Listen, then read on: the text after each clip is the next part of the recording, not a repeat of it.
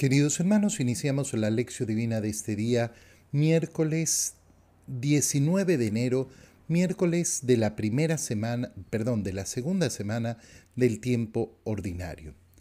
Por la señal de la Santa Cruz de nuestros enemigos, líbranos, Señor Dios nuestro, en el nombre del Padre, y del Hijo, y del Espíritu Santo. Amén. Señor mío y Dios mío, creo firmemente que estás aquí, que me ves, que me oyes. Te adoro con profunda reverencia, te pido perdón de mis pecados y gracia para hacer con fruto este tiempo de lección divina. Madre mía Inmaculada, San José, mi Padre y Señor, Ángel de mi guarda, interceded por mí. Continuando el día de hoy con la lectura del primer libro de Samuel, leemos en este día miércoles el capítulo 17, versículos 32 al 33, 37 y 40 al 51. En aquellos días dijo David a Saúl: Señor, no se atemorice tu corazón por ese filisteo. Tu siervo irá y peleará con él. Pero Saúl le replicó: Tú no puedes ir a pelear contra Goliat, porque no eres más que un muchacho, y él un hombre adiestrado para la guerra desde su juventud. David le contestó: El Señor que me ha librado de las garras del león y del oso, me librará también de las manos de ese filisteo. Saúl se dijo: Ve, y que el Señor te ayude. Tomó David el cayado que siempre llevaba consigo. Escogió en el arroyo 5 piedras bien lisas, las puso en su morral y con la honda en la mano avanzó hacia el filisteo Goliat, precedido por su escudero. Se fue acercando a David. El filisteo se le quedó mirando y cuando vio que era un joven rubio y de buena presencia, lo despreció y le dijo: ¿Soy acaso un perro para que me salgas al encuentro con palos y con piedras? David le contestó: No, eres peor que un perro. Entonces Goliat lo maldijo en nombre de sus dioses y añadió: Acércate, que yo les echaré tu carne a las aves del cielo y a las bestias del campo.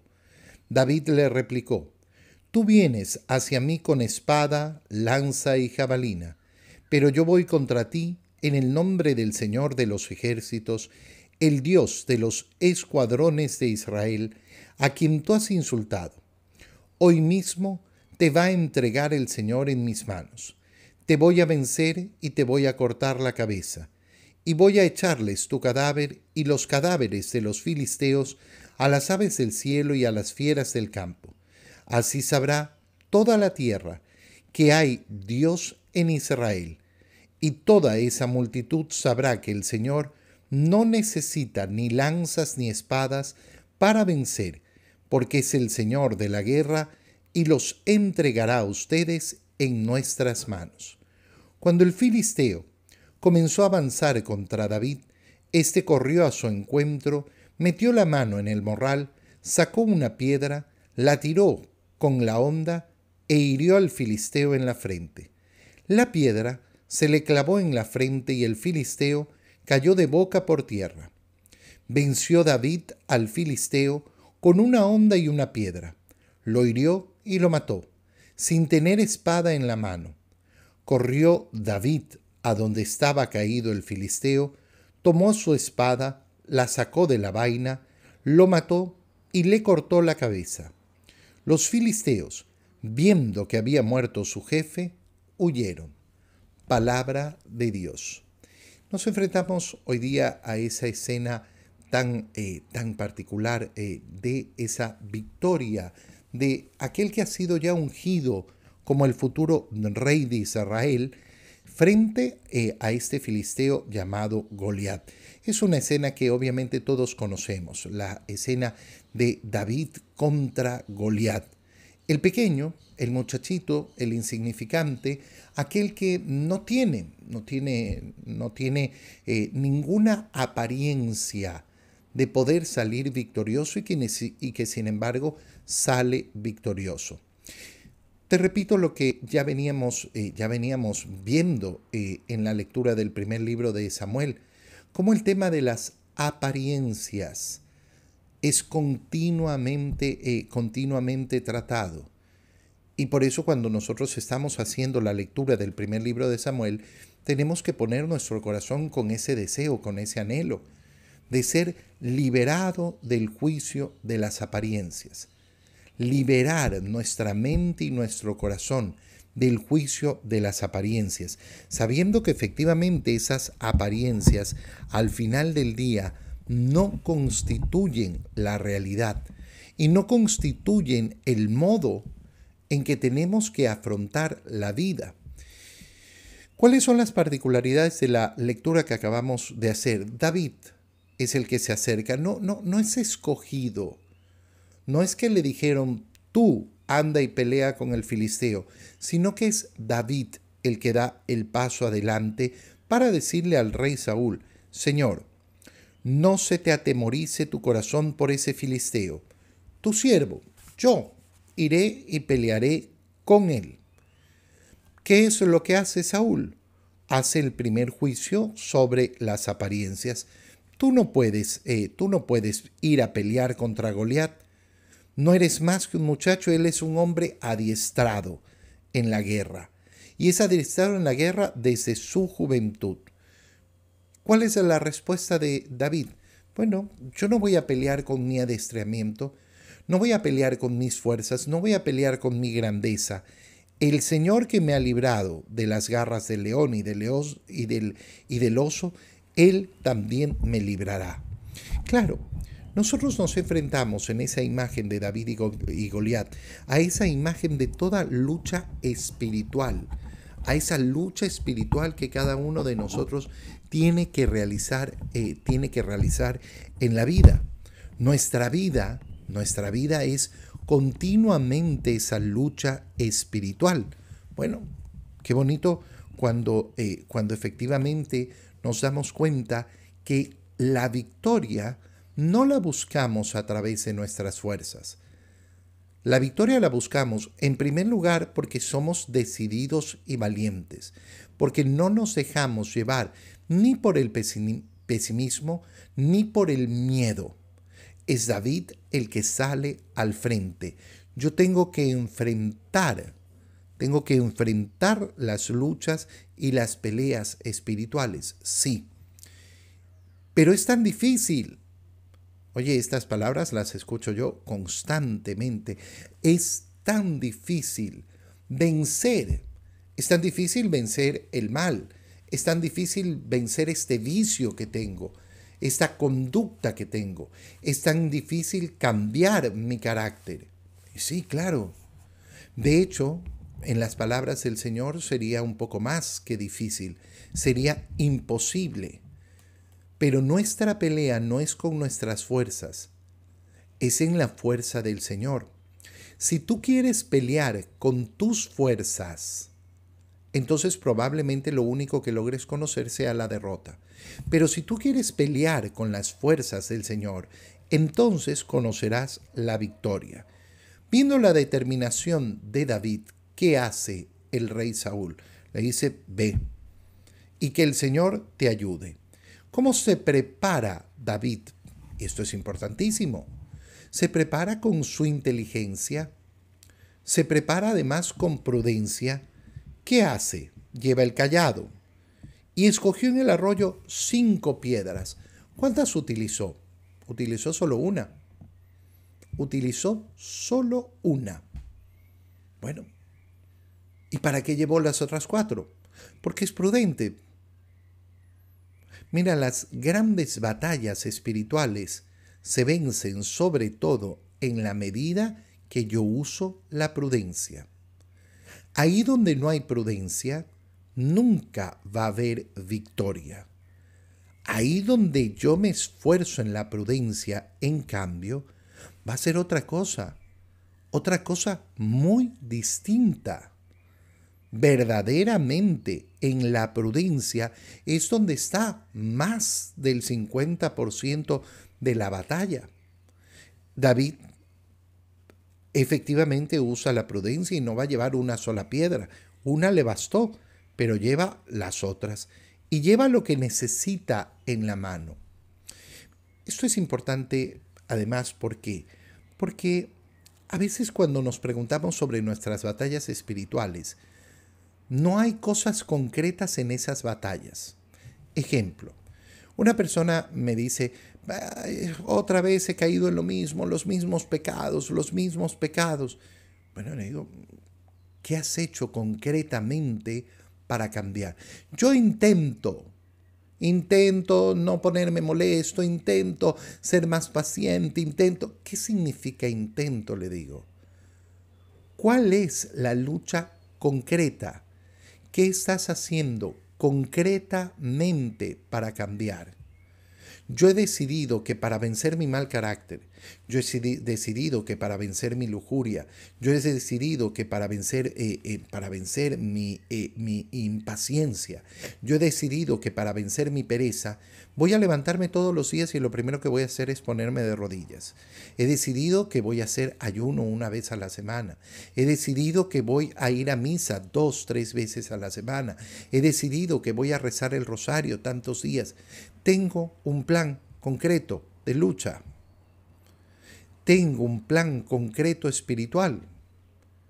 Si no hay un plan concreto, si no hay nada concreto, si todo es idea, no, yo intento enfrentarme al mal, intento enfrentarme a la inclinación, pero no estás luchando, la lucha no se lleva en el aire, la lucha se realiza en lo concreto. Y el fortalecimiento del espíritu se realiza a través de acciones que se repiten una y otra vez. El filisteo Goliat se enoja viendo a David. ¿Acaso soy yo un perro para que salgas con palos y con piedras a mi encuentro? Y David con valentía le dice: no, tú eres peor que un perro.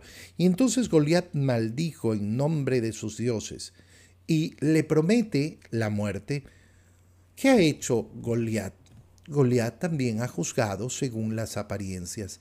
Este no es uno que cumpla las condiciones para enfrentarse contra mí. No cumple las condiciones que debería tener. Y efectivamente, parecería que no. Pero David no se echa para atrás. Tú vienes hacia mí con espada, lanza y jabalina, pero yo voy contra ti en nombre del Señor. ¿Qué traes contra mí? Traes las armas del mundo. ¿Qué tengo yo en mi lucha? Tengo al Señor. Tengo al Señor. Si yo tengo la fuerza del Espíritu Santo, si tengo la gracia de Dios, si tengo la comunión, tengo el cuerpo y la sangre de Cristo, ¿cuál es la lucha que no puedo enfrentar con valentía? Pero si yo voy desnudo, sin ninguna de las armas que el Señor me ha dado, entonces, lógicamente que no voy a poder. Qué importante es recordar que si tú y yo hemos recibido el sacramento de la confirmación, ¿qué significa? Significa, en definitiva, que hemos recibido todas las armas necesarias para todo combate espiritual. Haber recibido los dones del Espíritu Santo significa eso. Dios no nos ha dejado ir a la batalla sin las armas necesarias. Y las tienes. ¿Cuántas veces no las usamos? ¿Cuántas veces las dejamos en casa en vez de llevarlas verdaderamente y portarlas? Piensa en esa condición de confirmado que tienes. Piensa en esa condición de hijo de Dios que tienes. ¿Quién es el que se te enfrenta entonces? Nadie. Nadie se me enfrenta verdaderamente. El Señor. El Señor me ha dado lo que yo necesito para la batalla. En el Evangelio, continuamos con la lectura del Evangelio de San Marcos y leemos el capítulo 3, versículos 1 al 6. En aquel tiempo Jesús entró en la sinagoga donde había un hombre que tenía tullida una mano. Los fariseos estaban espiando a Jesús para ver si curaba en sábado y poderlo acusar.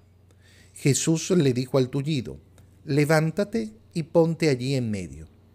Después le preguntó: ¿qué es lo que está permitido hacer en sábado?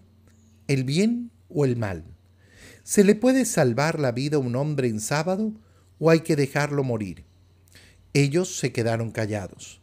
Entonces, mirándolos con ira y con tristeza, porque no querían entender, le dijo al hombre: extiende tu mano. La extendió y su mano quedó sana. Entonces se fueron los fariseos y comenzaron a hacer planes con los del partido de Herodes para matar a Jesús. Palabra del Señor. Cuando continuamos la lectura del Evangelio de San Marcos, ya habíamos visto el día de ayer cómo se introduce la cuestión del sábado. ¿Cuál es la primera acusación que hacen contra Jesús? La primera acusación que le hacen es justamente esta, que hace en sábado lo que no es permitido. Y el Señor va a poner en cuestión: ¿cuál es la idea que ustedes tienen del sábado?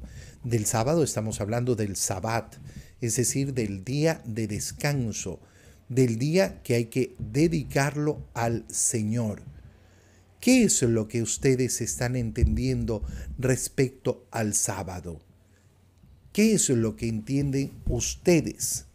Bueno, qué bonito verdaderamente es darnos cuenta cómo el Señor nos va a llevar y a impulsar a darnos cuenta de esa profundidad. No se trata de leyes irracionales que nos ha dado Dios. No, tú tienes que cumplirlas porque tienes que cumplirlas y se acabó. No funciona así ningún mandato del Señor. Ningún mandato del Señor. Fíjate bien, porque esto lo podemos comparar con esa educación en los hogares. Cuando una madre no logra contestar, cuando un padre no logra contestar los motivos de la educación. Pero, ¿y por qué no puedo hacer esto?, pregunta el hijo. Porque lo digo yo. Esa no es una respuesta. Y no es una respuesta que convence. El Señor nunca nos contesta de este modo. ¿Por qué tengo que ir a misa los domingos? Porque lo digo yo. ¿Por qué tengo que hacer esto? Porque lo digo yo. No. No es el modo en que Dios opera con nosotros. No es el modo. El Señor siempre nos explica por qué sus mandamientos son buenos para mí, para nosotros. No han sido pensados para Él. Él no necesita los mandamientos. Quienes necesitamos los mandamientos somos tú y yo. Y por eso sus mandamientos tienen una racionalidad tan grande, tan importante. Jesús entra en la sinagoga. Esto lo vamos a ver continuamente. Recuerda, estamos en el inicio del Evangelio, estamos en el capítulo 3 y ya desde el capítulo 2 hemos visto cómo esa vida pública del Señor empieza siempre en la sinagoga, la predicación en la sinagoga. Entró en la sinagoga donde había un hombre que tenía una mano tullida. Sabemos ya por el Evangelio además cuántas curaciones ha hecho el Señor. Y entonces posiblemente los fariseos lo que se han asegurado es que ese hombre estuviera ahí para justamente querer tentar al Señor.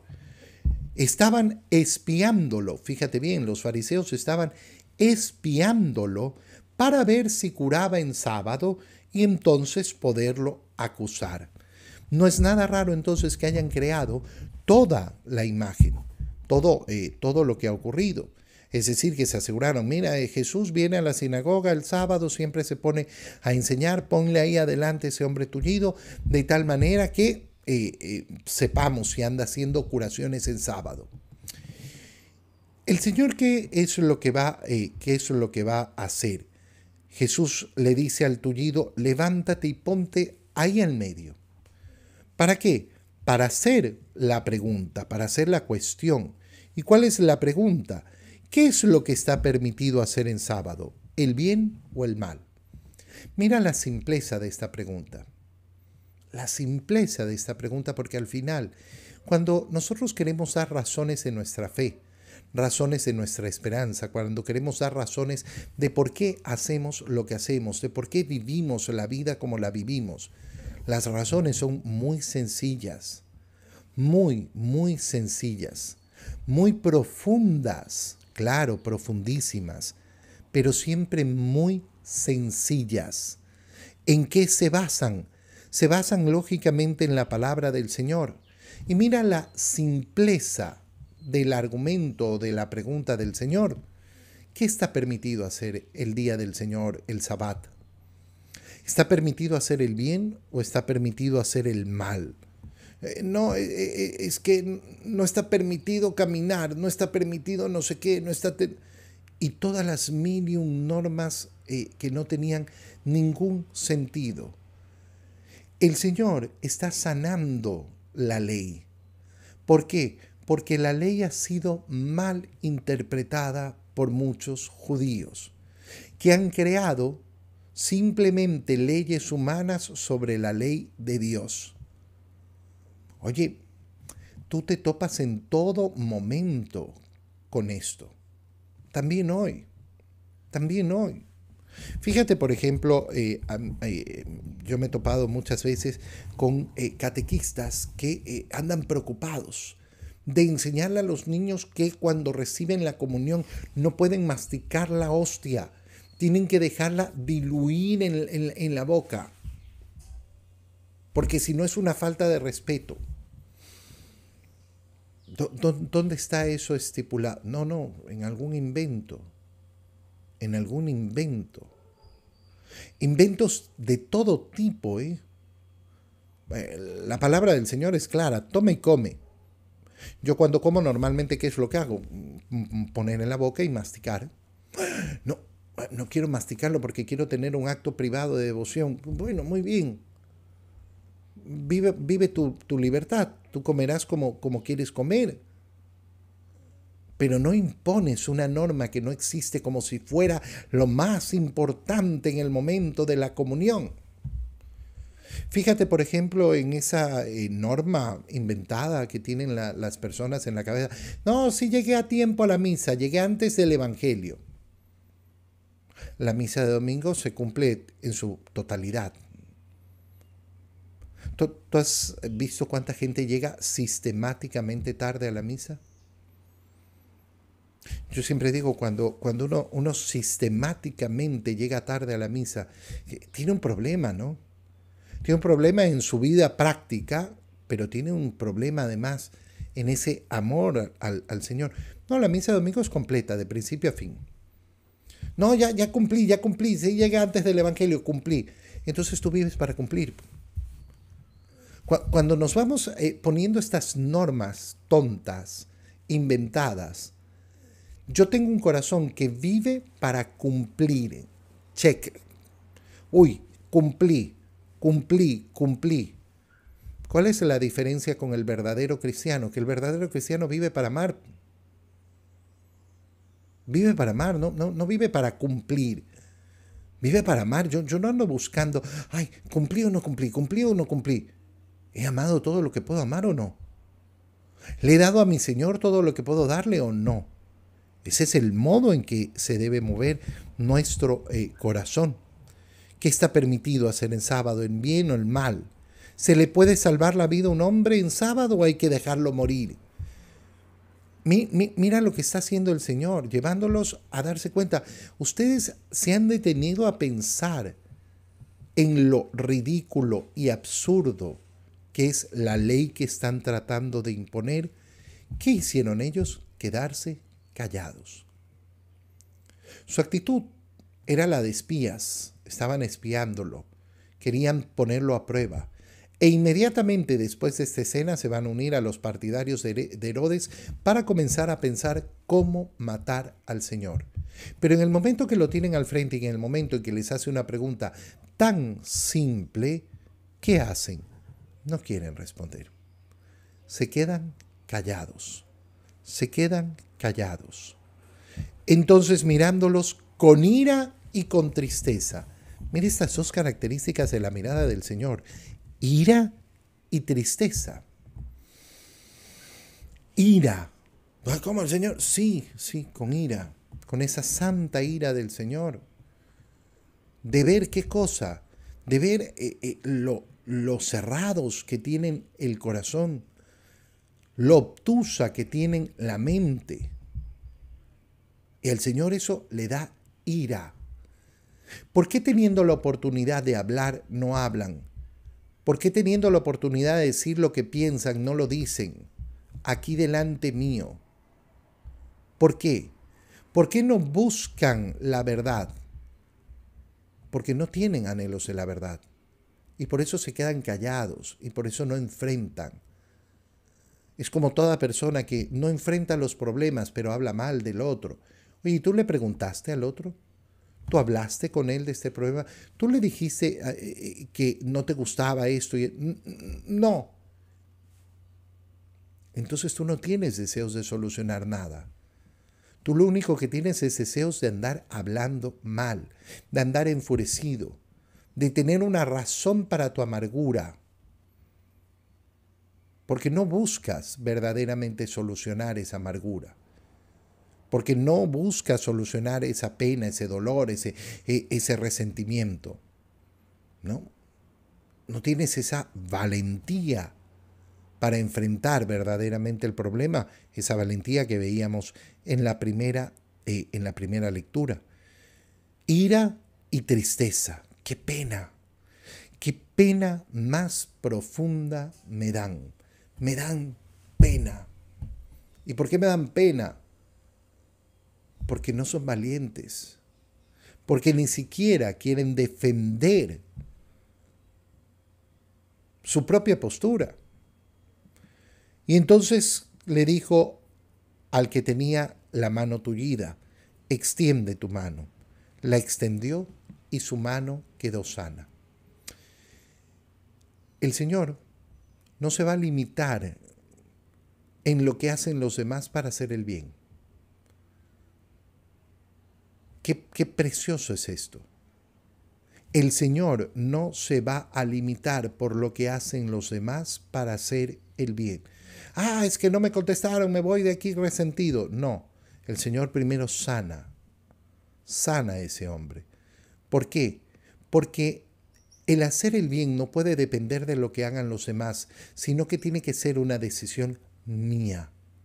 Mi decisión, mía. Yo decido hacer el bien. Y eso no depende de lo que hagan los otros.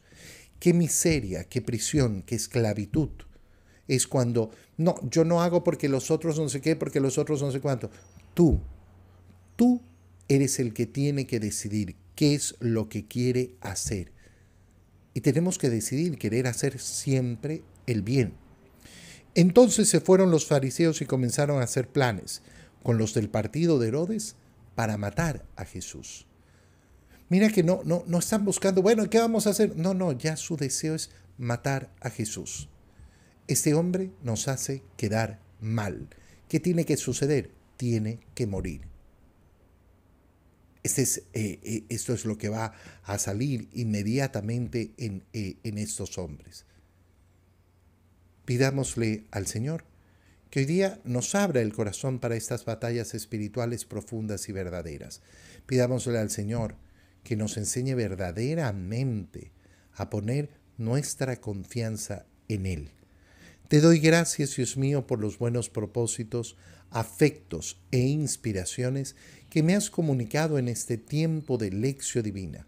Te pido ayuda para ponerlos por obra. Madre mía Inmaculada, San José, mi Padre y Señor, Ángel de mi guarda, interceded por mí. María, Madre de la Iglesia, ruega por nosotros. Queridos hermanos, que tengan todos un muy feliz día.